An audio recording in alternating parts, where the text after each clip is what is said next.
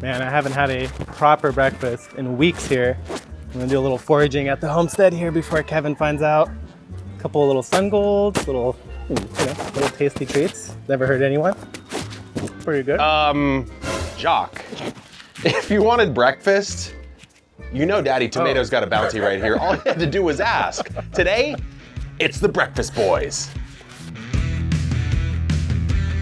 Today, we're doing the inaugural breakfast cooking episode here on the homestead because we've unlocked a new creation, the epic eggs. So I'm gonna put the tomatoes down, or actually I'll hand those to you, Jacques. I might take a snack. Wow. Take a look right there. Every day there's now 4 in the exact same egg hutch. I've learned you don't put eggs in your pocket. I didn't learn by breaking them, fortunately, but enough of you told me. I think we need a couple more little juicy, delectable. Little veg. So why don't we head on over to the pepper patch? That's it. All right, here we are in looking good over the here. pepper patch. Yeah, this one is looking really strong. The shishitos, it's been difficult to harvest them all because there's just so many. Yeah. This. That's Sugar Rush Peach? That's Sugar Rush Peach, which I'm afraid to eat because it's supposed to be quite hot, right? Prolific. It's one of the more hot ones I think it's like a medium. in the world, right? No, I think it's like a medium one. One of the peppers that most people honestly don't grow, a bell. Wait, there's a spider on that. And I'll take a few shishitos. I have a bunch. I would venture to say I've probably gotten close to 500. Yeah, I know, same. You know? So this is a variety called Takara, is the one that we tried this year. Yeah. And it seems to be doing quite well. All right, we got a couple shishitos. I'll raid the pantry for a couple specialty ingredients, and then it's time to go to the Blackstone.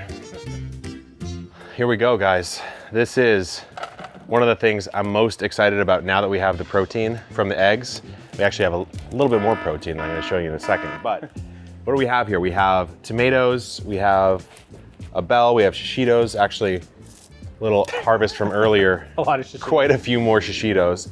Why don't we start? So I'm gonna chop up, you know what? I'll get some fresh straws going. These are seascapes. I'll get these going. The beauty is all the scraps get composted or go straight to the chickens. Yeah, that's really one of the fun things about having a garden, like with either a compost system or with the chickens, is that it feels better picking through waste like that. Yeah, and you can be a little bit less precious about trying to preserve something. Like if I think a strawberry, if I don't want to eat it, that's fine. Yeah, you don't have to feel guilty about it. I don't feel bad, yeah, they'll eat it. Yeah, see how it tastes. This is the late July seascapes. Should still be pretty good. It's really good. Is it? Yeah. I really need to up my strawberry game. That's what I'm learning here right now. For me, that's like more than I've had all year. And this is just like another day for you. Another day in the life. Another day in the life. What can I say? You want to crack those eggs up? Sure. What do you do with all your shells, Jacques? So we save them, and then once we have like a decent pile, we'll actually bake them a little bit to dry them off and sanitize them. Yeah. And then we crumble them up and give it back to chickens. What's your feeling on the necessity of baking? Do you think it matters that much? It probably doesn't matter, but it's like for us, it's like we leave the eggs there for a while. Yeah. Before we get enough shells to crush up. Yeah. So I'm like, if they're sitting on the counter for like 2 weeks, then at that point I feel like I might as well bake them. Okay. But if it's like if it's today, I could just give them to it right now. Right. So you think it's worse, it's potentially more pathogenic the longer you let them sit? Yeah, just because it's like, well, at that point it could start getting like mold or something. Talk to me about the yolk. The yolk are still pretty bright yellow. That one's nice. Well, their feed has been varied more since they've got the mealworms from Grubblies. Oh, and yeah. They love those. They love those. Absolutely and then wild. obviously they're getting some of these scraps and stuff too. Yeah. On goes the Blackstone, guys. This is my favorite new little pickup that I made. I have long dreamed of an outdoor griddle or just being a short order cook. I've had a weird fantasy about being a short order cook. So this is my way to live that fantasy out, which I'm very stoked about. So we've got the eggs going. I'm thinking scrambled. Yeah? Or whipped up, and then we could do like omelet style. But wait, are we missing something here? You're right, we are missing something. I think there's a secret ingredient. Why don't we have that secret ingredient? Bacon. You can't have a breakfast without bacon, at least in my opinion. So this looks like is some thick cut bacon there. It's thick cut. This is Applewood smoked uncured bacon. It is from ButcherBox, who is the sponsor of this video, but you'll hear a little more about that later. Right now, we need to let the Blackstone get hot, set the bacon aside. How about we whip those eggs up and I will chop some shishitos into like rings, I'm thinking. You could just do blistered shishitos, which is my personal favorite preparation. Right. But I think if we're working it into some sort of egg scramble type thing, It's a good flavor, just cut up anyway. it's better to do rings. Do you want me to probably. scramble this? Give it that little touch. Okay, we're gonna throw the bacon on, like Jacques said, to get the oil. Why not use the bacon fat? Ooh, that sizzle? That griddle sizzle. That dirty sizzle. Ooh. And what I love about this, dude, is it's just open space. Yeah. You know, I don't have to worry about cramming it in the pan or whatever. Yep. And you don't care if it sprays a little bit. I don't care. What do I care? I could smell the smoke. Yeah. Like that apple wood. It smells really good. Smells really nice. Well, I started thinking, I was like, why wouldn't I get one of these for meal prepping here? You know that like me cooking, I'm trying to get back into it more. Totally. Why not cook a million things at once? You know, it's just a great way to do it. How's that bottom? Oh, little griddle cake action. Can you imagine griddle cakes on this bad boy? Like an actual griddle with an actual griddle cake on it. Yeah. So the only thing not homegrown here is the bacon. Oh yeah. If you think about it. That's crazy. Even the herbs are fully homegrown. It's a good feeling. Which is this is the point in life we've been trying to get to for a long time, guys. Okay, the bacon looks like it's in a spot where I can let it rest. So we'll take it off. We'll put it right here. I love when you take it off and then it just kind of crisps up after the fact. It kind of shrinks up. And then, let's be honest, I don't feel that bad about taking some of that grease off with the paper towel. Ooh, so that looks good. That bacon's looking good. We'll give it a couple minutes to chill out. So the peppers are gonna go on and the onions are gonna go on. And then we'll do, oh, look at the seeds. When the seeds get hit with the oil, they fly into the air. Yeah, that's so funny.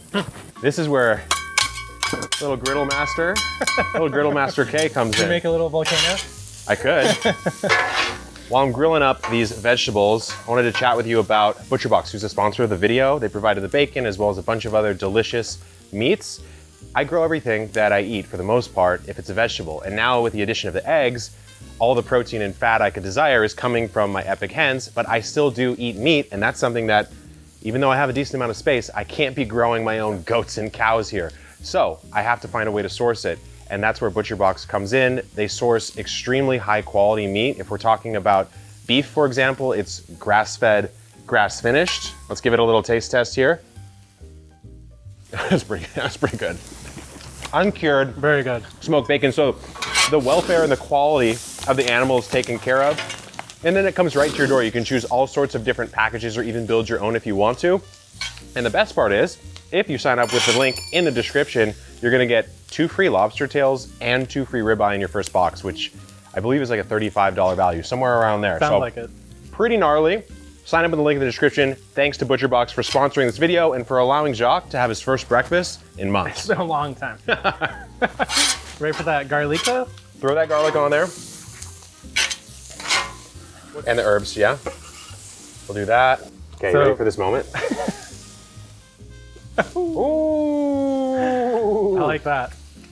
The only problem is you gotta make sure it doesn't run to the edge. Escape. Okay, there we go. Nice. Okay. Throw that all in there. Throw this on. I'm getting hungry. I'm getting hungry. A little bit of this. I like what I see. It's gonna be a little bit of a, this is a postmodern omelet here with the shape that I just created. I'm not sure I'm that proud of it. Freeform. Okay, I gotta flip this somehow. No hesitation. Oops. That's pretty good. That's pretty good. I missed one here. There we go. I feel like the only problem I could see with the omelet on the Blackstone is you get this sort of mottled, like you get a lot of the grits and stuff from this, right? For the strawberries, I got a very special treat for you. Okay. So I'll come out with that and I'll be right back. What do you guys think? Should I a little swap here? Or? Oh, Poppy. Someone's coming at you with coconut whip. What's this? It's a bonus. Do you want all of it? Yeah. This is a hearty breakfast. We got a long day of creating incredible gardens. A little bit of, it's coconut whip. All right, shall we dine by the pond? If you're gonna ask, like, let's do it. Oh, almost dropped the whole That's a thing. good catch. All right, let's go. All right, Jacques. The breakfast boys. The breakfast boys Wouldn't on their mind this, throne. So what are you gonna try first? I was looking at the strawberries, honestly. I'm gonna do a little strawberry soiree here. Soiree. Ooh, the seascapes when they're riper, more ripe, very sweet. It's like a strawberry shortcake right That here. coconut whip, nice touch. Let's see what I did on this omelet. Yeah, let's see what happened here. Let's hope it doesn't taste absolutely atrocious. That's actually pretty good. Honestly, the shishitos in there are really good. Really good. Really, really good. With the bacon fat instead of mostly butter, you know? Right. Ooh, that's dangerous. Get some of that dangerous bacon in there. Are you gonna throw one in? I'm gonna use it as a scoop. Little surgery? Little bite.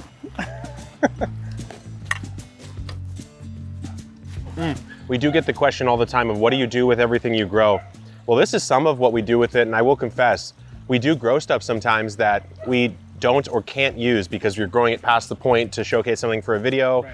So that stuff gets composted. We just set up about twice a month donation program to our local neighbors here. So it's fresh food that goes straight to a food pantry and gets deployed right into someone's home. And then of course we eat a lot of it here. Yeah. And I have to say, like with the addition of the eggs, I've started making pasta, I've started making more omelets, all sorts of different things. So it's just way more fun for me, I love going out in the garden, looking around and be like, what do I even have to eat right now? And whatever I could find, that's what dinner is. Uh-oh. Oh, somebody Vodka. smells a little bacon and eggs. You want some bacon? See if she eats it. Oh yeah. Even Bobka likes Butcher Box bacon. Thanks for watching, guys. Like I said, Butcher Box is a sponsor. If you want the 2 free ribeyes and 2 lobster tails on your first box, it's honestly extremely high quality meat. Yeah. I have to say, like if you look at how meat's produced by the animal, like chicken, pork, beef, and what actually matters as far as like the metrics of its care, they go quite high on that scale. So check out the link in the description. Until next time, good luck in the garden and keep on growing. The bacon's great. That crunch? Woo. Who wants some bacon?